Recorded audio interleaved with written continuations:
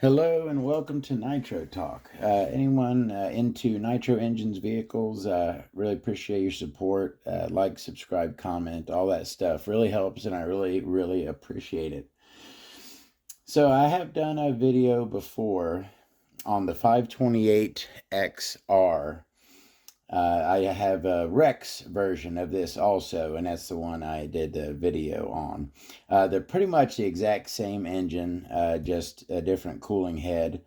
And I don't remember exactly which starting system. I believe the other one may have been a bump start. This one here is a pull start. Now, the reason why I yacked this all open here, I had a comment asking about the Novarossi 28.8, and we're trying to figure out if the same rod is on this one as that one. This is the predecessor to the 28.8. So I believe they probably have the same rod, but we're trying to figure that out. So as you can see on the cooling head here, it says 528X. So why is it the 528XR? So they made two versions of this engine. The race version, which was the 8-port, and then they had the speed version. It said speed right here, and that was the 3-port. So this one is the 528XR, and the other one is the 528XS, the speed version, 3-port. I've mentioned before, we've talked about monster truck engines, right? This is what I refer to as a monster block, anything 28 and above, which for the most part is a monster truck engine, right? These generally what these were made for. Yes, the LRP ZR30 probably will take my vote as the all-around champion of monster truck engines. But only because you can't really find these. This right here will walk all over the LRP.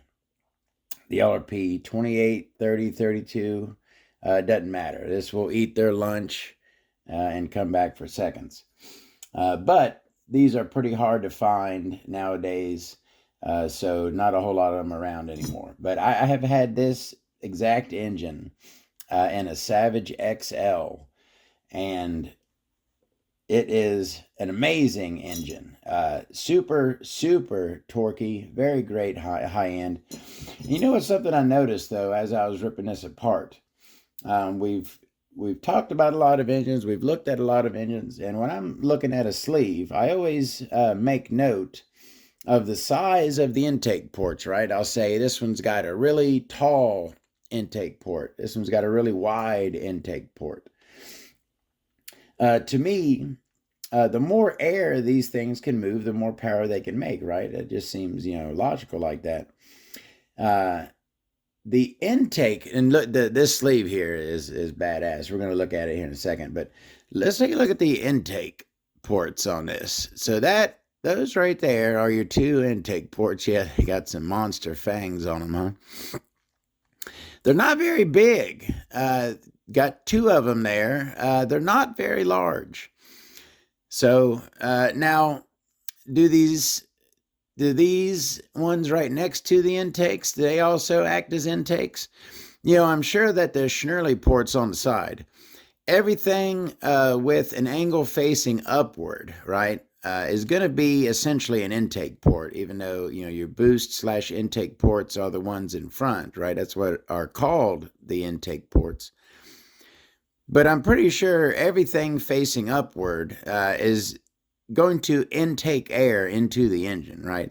So you got lots of open room for air to come in. You know what I mean? So your two intake/boost ports in front. That doesn't tell the whole story. Is basically what I'm getting at here, as far as how much power an engine can make. You got plenty of ports here to bring air in to this thing. Let's go ahead and look at it while we got it here in our hand. So it's got a triple exhaust port, right? You got your bat wings off there to the sides on your exhaust port. 3-piece exhaust on this thing. And all of the fangs are just fantastic on this thing. Just very long, very deep, beautiful cuts on everything. Everything is fanged. Everything has a nice ramp right there. Just an all around, and this is factory right here. This is exactly how this came. Come on, get a good zoom. This is exactly how this came from the factory here. This is the 528 XR. Amazing engine, and a great looking sleeve on this thing. Beautiful fang action. So like I said, I pulled this out to get it some measurements on the conrod. And we have looked at an 528 XR before, right? So we're going to just get a quick peek at it, and then I want to get into something else on this. We're going to talk about, so this is what came on this, right? This is what was on this engine here. This is a pull starter, original Novarossi pull starter with the built-in shaft, okay? This doesn't have, this shaft does not go in here with a, it's not like that sits down in there. It's built into the pull start. It's all one piece, right, with the built-on shaft. We'll get into that. So let's take a peek here, and then we'll get into what I'm doing there. All right, so there's our crank. Not drilled and filled, but nice ramp there. Nice big window. Not balanced, but we got our shark fin on that edge there. Nice big induction window. Nice big fang. Pretty kind of, I'll call it like a mid-level crank. Doesn't have all the high-end features. But again, you also got to remember this engine is probably, I'd guesstimate maybe 2000 to 2005, somewhere in there. Oh, actually, you know what?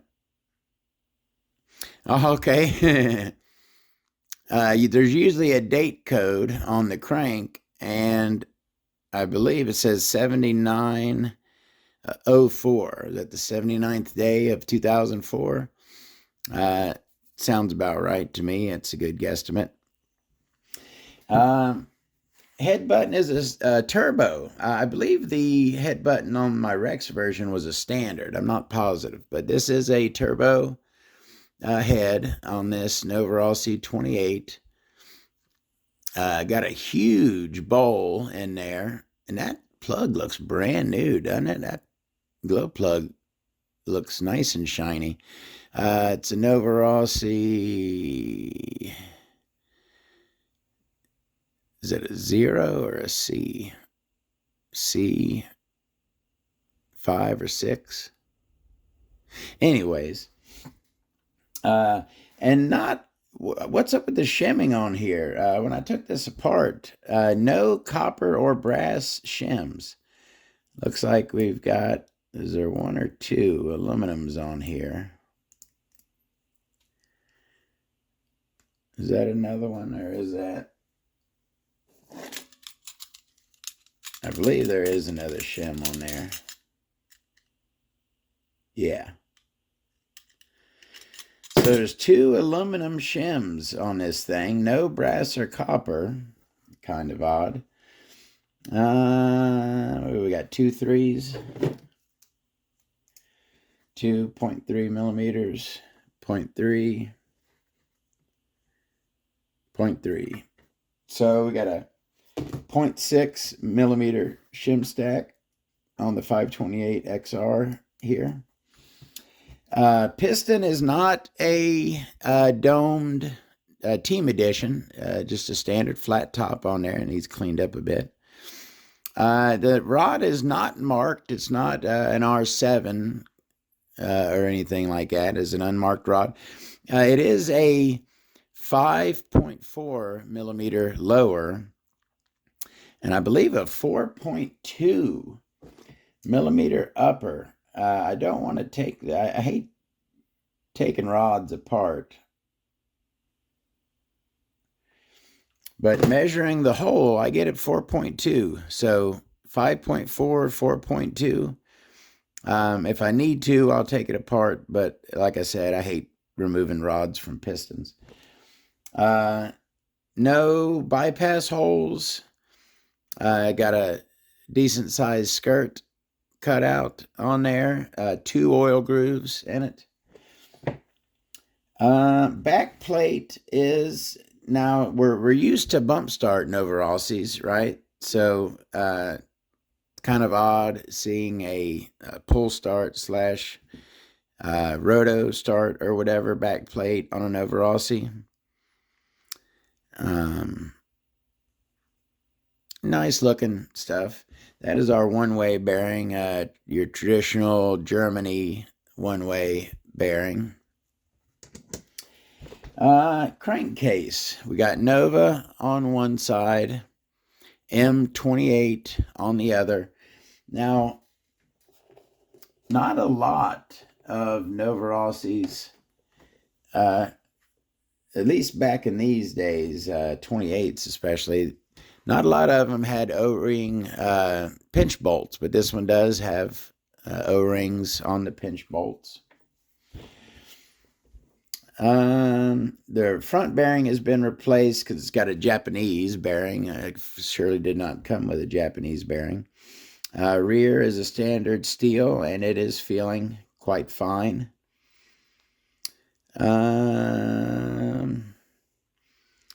Good looking all around. Got your little catches there to catch the spring.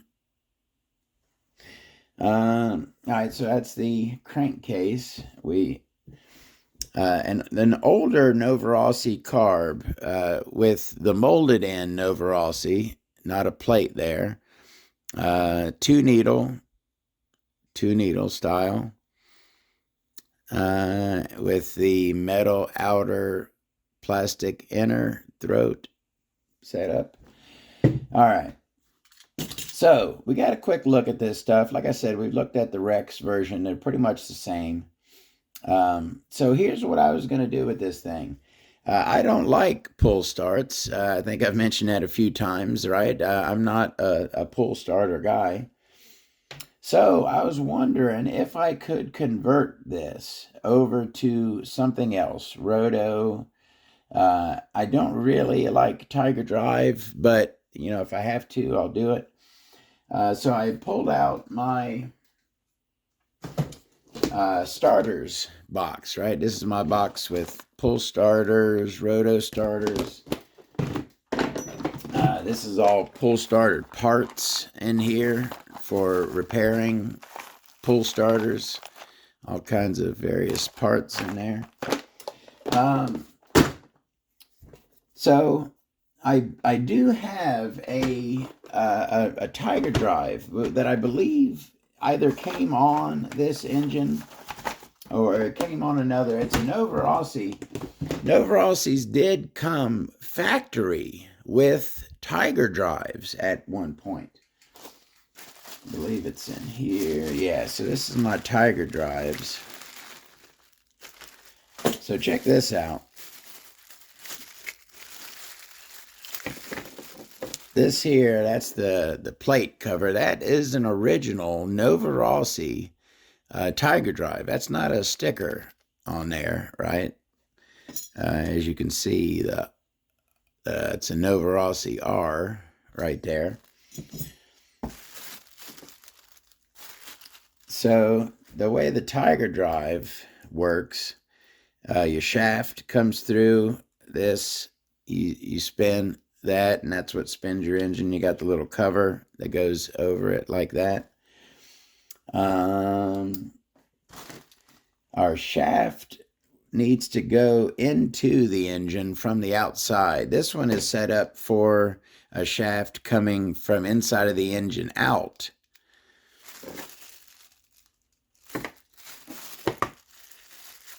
Is that? Oh, can you do this one both ways? Is this set up for either? So this, I guess this is set up for shaft coming out of the engine. And this, does that go right in there? Yeah, Okay, so that's the setup for the shaft going into the engine. And I believe if I take this, the Novarossi one-way, yes, it is the proper size shaft. So I could install that Tiger drive right there on this engine with the original Novarossi plate on it. I kind of like that idea of doing that. But again, I'm not the biggest fan of Tiger drives. So I was looking around, and here's what I figured out. So this isn't like a, let's say, for example, you got like a Savage X with a Nitro Star 28, right? Comes with a pull starter, but you can buy, they sell a Rotostart conversion kit, right? That comes with everything you need to swap it over to Rotostart.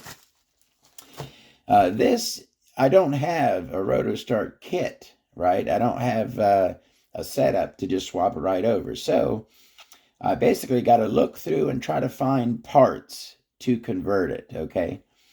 So this is what I need to replace, right? This pull starter.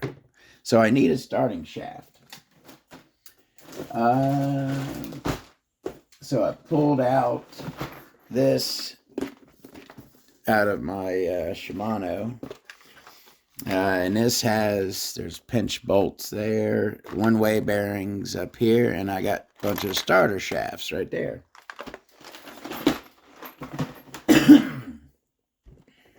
So I found this starting shaft in there, and it's the proper size. It will catch and spin the one way.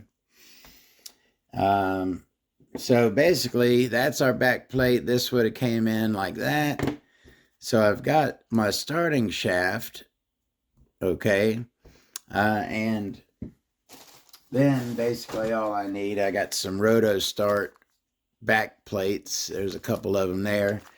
Different sizes for different, this is a little smaller one. That's a little bigger one. Basically got to find something that's going to line up with the screws where this pull start went. And it has to be properly sized for this starting shaft, right? What thing is in there? Where did I put? I just had.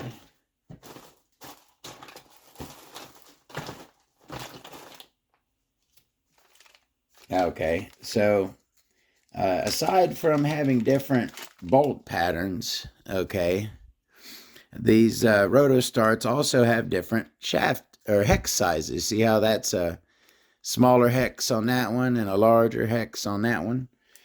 So find the proper size hex, right? That would be that one. And the other thing I kind of didn't like, so this is set up for a different vehicle. Of course, obviously, this stuff isn't made for Novarossi. It looks like, you see how this has a little indent before it gets down to the hex. The hex is sitting down in there a little bit. You've got that area. And this, some of these hexes, this one isn't very tall, okay? So I put this together, and it will bite, okay? It does. Where's my, I had my Rotostart shaft. Oh, there it is. So it does bite. You see, if I spin this roto shaft, all right, one-way bearing, not doing it that way, but then do it this way, you see how that one-way bearing spins. So it is biting, right? But it doesn't look like it's going up into there very well, like it's barely biting, right? So, and we've got, you can see the shaft, it's not sticking up through there, but it could come out a little bit, right? Maybe about like there. I want to shim this a little bit. I want to shim this hex. I want to put a shim behind it and shim this out a little bit. just to make sure I'm getting a really good bite. So let me see if I could find me a shim or two in here. Maybe something like, these are all pretty big.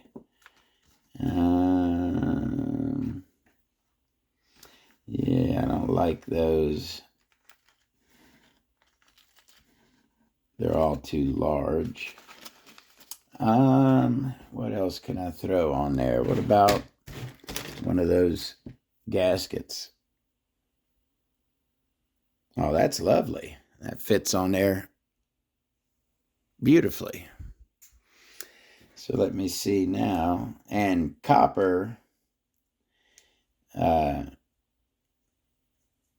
nice and smooth. It's not something that's going to catch and bite. It's a soft metal, right? That's where I'm going. All right, so I shimmed that out a little bit, as you can see. And that'll give me a little bit better of a bite with my Rotostarter. All right, so let's throw this thing back together and see if I can get the Rotostarter to work on it. Shouldn't be a problem. Throw our crank back in. Piston, proper orientation. And it's always a little bit harder to put a piston on an engine with a pull starter, and it has that extra nub. Come on now, on the crank pin. See that extra nub right there? Makes it a bit tougher to get your piston and rod onto. But if you're a professional like me, it ain't that hard. We all the way forward. Oh, it's just duh. All right. Sleeve. Now, you know what? This sleeve was a touch hard to get out. I had to get my pusher there and get it out. I would kind of like to shave this down a little bit, make it a little bit easier to come in and out.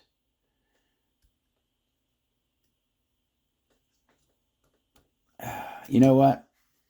I'm going to do it just because that's not what this video is about. But this engine needs it, and I don't want to put it together. This is a nice engine. It's a little bit worn. Got some wetness on the crank there, but it still has plenty of life left. It's not worn out, right? So I want to treat this engine nice. So let me pause this real quick and go get my setup to give this a couple spins and smooth out, make it easier to install. All right, be right back. All right, I've got the sleeve chucked up in my spinner. I'm just going to take one of my sanding sponges, try to get over here away from, can we still see where we're at a little bit? I'm just going to give this a nice spin on this sanding sponge. Remember I'm coming in and out as I'm doing it. I don't want to put grooves on this. So I'm constantly moving in and out as I'm spinning. And that's going to give me a really nice, smooth sleeve right there.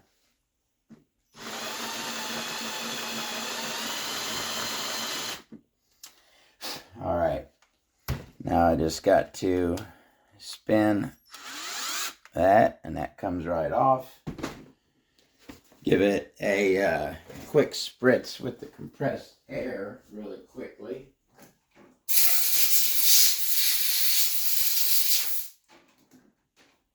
So we shaved this down just a little bit, right? Smooth it out, and it should go in.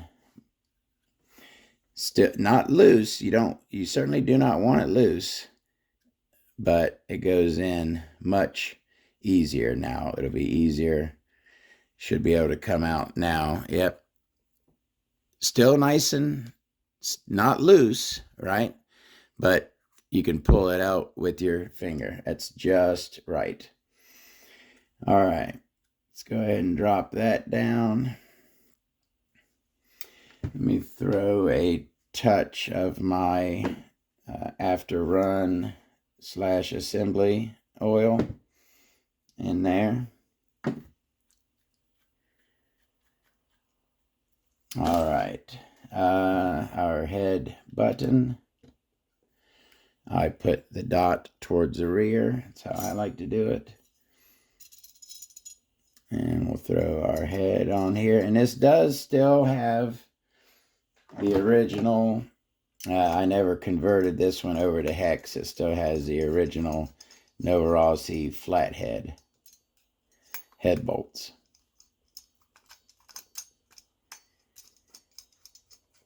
I'm going to go ahead and drop those all the way down. And then we'll come back and we'll give them a tighten. I'm not going to put this thing all the way back together. Basically just going to get the rear of it so we can try to set up that roto starter. Come on. All right. And one more. There we go. All right. So now, really nice compression on that. Where is my, gotta have some moly coat on this O-ring, which I'll probably redo. This O-ring looks probably like the original one on there. I probably should redo it. But this engine was running like a top last time. So so when I'm installing, here's something I don't do very often because I don't do a lot of pull start / bump start engines. So I need to put this one-way bearing in. But I need to have these cutouts line up with the crank pin. So what I'll do is I'll put it right flat, right on that halfway, and then do that one the same, right? Set it up going left to right like that. And then they should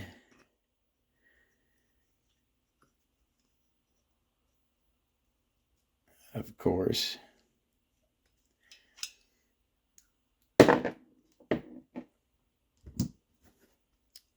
and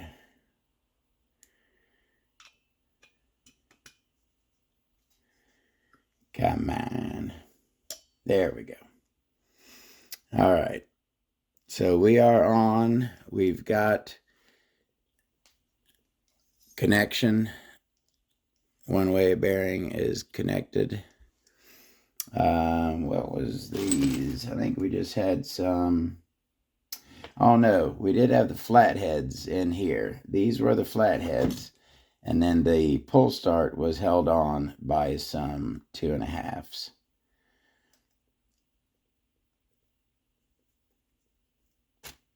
So let me go ahead and throw these flathead screws into here. Come on. And we will tighten those down.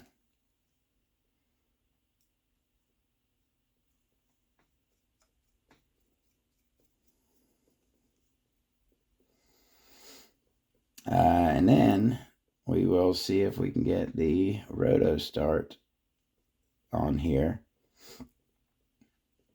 Shouldn't be a thing. This should work fine. Like I said, this isn't a factory setup, right, that was made for this engine. But if you can find stuff, I think we've proven it, if you can find stuff that fits and works, that's all you really need, is something to fit together and work properly.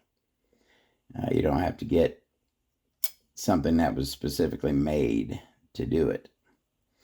All right, tighten down this last flat head. All right, so our back plate is on. Here is where normally we wouldn't have that starting shaft there. We would just take our pull start, stick it right on in, and have fun. Instead, we're going to throw in this starting shaft and this Rotostart.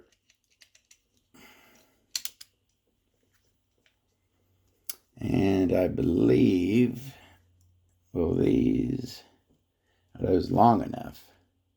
No.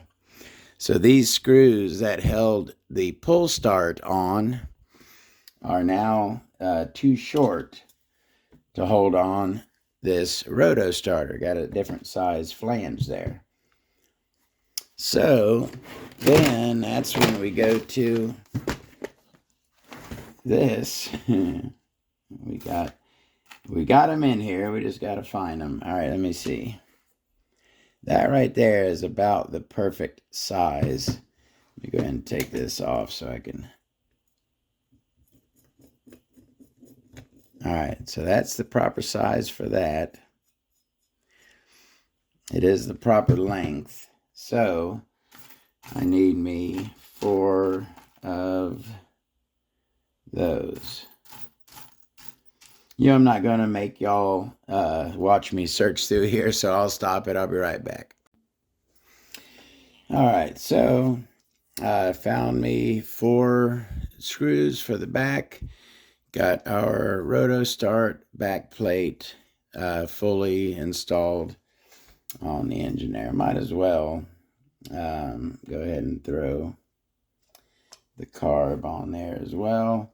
I need to redo these pinch bolts. The O-rings on them are pretty old and are no longer sealing well. So I'm just going to throw this back together for the time being, and then I'm gonna redo those O-rings on the pinch bolts there. All right, so I'm not gonna lock this down. I'm just okay. All right, just so we got a complete engine there. So we got rid of the pull start, and we fashioned a Rotostart out of spare parts. And so I got the bolts on there. I was going to try to fire up my Rotostarter, but I need to, of course, we know Rotostarters run off of stick packs. So I'd have to charge stick pack and yada yada. A drill does not work good to start engines via a Rotostart. Maybe a modern lithium ion drill, but certainly my old nickel cadmium drill here that I've had forever, and I've used it for many years.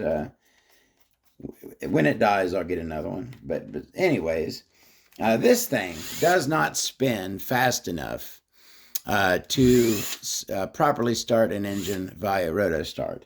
But we're not trying to start this thing. We're just trying to see if our Rotostart is operating. So let's go ahead and give her a spin in the other direction. All right, you ready? Lovely. Nice, beautiful pop. Our one way. And you know what? That's another thing that I did not. Let me make a note here real quick. This is not ready to go. I need to take this apart. There's a couple things I didn't do. Number one, I got to redo the O-rings on those pinch bolts. But the other thing is I did not clean the one-way bearing. Now the one-way bearing is not slipping, as you can tell. It's catching really well. But if your one-way bearing starts slipping, obviously then you clean it. This one is not slipping, but I still feel like I probably should have gave it a good cleaning while I had it apart. Just because, and that's the other thing about one-way bearings. I've never replaced a one-way bearing. I have always, every single time, been able to clean a one-way bearing and get it to work again. Unless it was physically damaged, a cleaning with nitro fuel generally will make a one-way bearing work again. So, all right, we did a swap, pull start to Rotostart on the 528XR here. And, ooh, I tell you what, should we drop this into the Savage? I tell you what, if I can fix the 2-speed, I believe there's something wrong with the 2-speed on that Savage. If I can get the 2-speed working, maybe we'll throw this in and experience the power that is the 528XR. It is an absolute beast. All right, thank you very much for joining me.